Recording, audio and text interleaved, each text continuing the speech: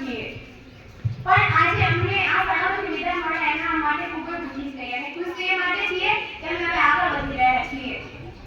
દર વર્ષની જેમ આજે પણ અમને વિદાય આપવાની છે. અમે આજે વિદાય લઈ રહ્યા છીએ, તમે કાલે વિદાય લેશો. વિદાય એ જીવનનું બંધારણ છે અને નિયમ છે. જીવનમાં વિદાય તમે જેમ જેમ આગળ જશો તેમ તેમ વિદાય લેવી જ પડે છે.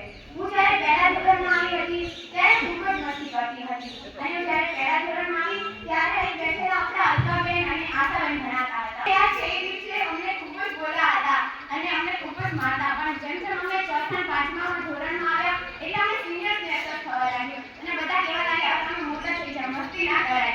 અને ચોથું અને પાંચમું ધોરણ પ્રજ્ઞાબેન અને આશાબેને ભણાવ્યા હતા. પ્રજ્ઞાબેનને તમે અહીં ઓળખતા હોય, એમની વિદાય થઈ ગઈ છે, મતલબ કે બદલી થઈ ગઈ છે અને આશાબેનને ઓળખતા જશો. અને પછી અમે આ 6 થી 8 ધોરણમાં છઠ્ઠા ધોરણમાં આવે એટલે અમે 1 થી 5 ની વિદાય થઈ. અમને લાગ્યું 1 થી 5 ની વિદાયમાં શું હોય વળી. અમે છઠ્ઠા ધોરણમાં આવે એટલે બધા જોડે સાંભળ્યું કે અમે 1 થી 5 ના અમે જે સ્કૂલમાં ભણતા સ્કૂલમાં અમે કેવી મસ્તી કરતા. ત્યારે મને અહેસાસ થયો કે 1 થી 5 ની પણ વિદાય હોય છે. છઠ્ઠા ધોરણમાં આવ્યા એટલે અમારા ક્લાસ ટીચર હતા બિપિન સાહેબ. મેં બિપિન સાહેબના ઘણા ચર્ચા હોવ્યા કે બહુ જ ખતરનાક છે, બહુ જ મારે છે. હું પહેલા ખૂબ જ બીતી કે ગણિતના પીરિયડમાં તો માર વાળી બનશે.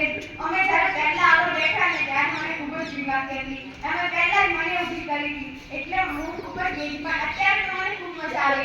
અને મહિન્દ્ર સાહેબની શું વાત જ કરું. તેમની વાતો, તેમના જોક્સ ચાલુ પીરિયડમાં એ કોઈ પણ મુદ્દો આવી જાય તેમના જોક્સ અને વાતો સાંભળવાની મજા આવે. અને મફત સાહેબ એટલે તો રમતના ગુરુ, કારણ કે તેમની જોડે રમવાની ખૂબ જ મજા આવે. કોઈ પણ તેમનો મૂડ હોય તો અમને ચાલુ પીરિયડમાં પણ રમાડે છે. આ બધી યાદો તો મને હવે યાદ જ રહેશે અને આ બધી યાદો મને જિંદગીભર યાદ રહેશે. અને શાળા એટલે જીવનનું બીજું ઘર, એટલે આ ઘરમાં બનાવેલા બધા સંબંધો મને જિંદગીભર યાદ રહેશે. આ શાળા એમને ખાલી પાટીમાં લખતા નહીં પણ પાટી પર ચડતા પણ શીખડાવી છે અને આ મને જીવનભર યાદ રહેશે. વિદાય એ મારા જીવનનો એક ભાગ બનીને રહેશે. અને આ શાળાના ઘણા પણ કિસ્સાઓ છે કે અમે મસ્તી કરતા, અમને ઘણીવાર માર પણ પડી છે.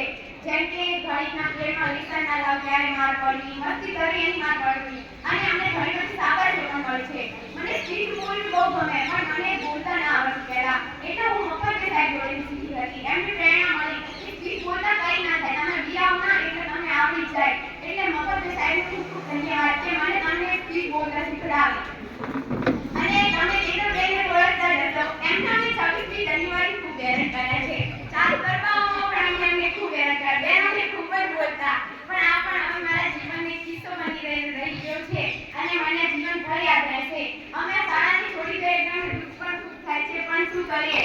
ને મારા વાળા જુનિયર ભાઈ બહેનો, આ તો મને જિંદગીભર યાદ રહેશે, કારણ કે હું મારા જુનિયર ભાઈ બહેનો અને મારા સગા ભાઈ બહેન સેવા કરતી હતી.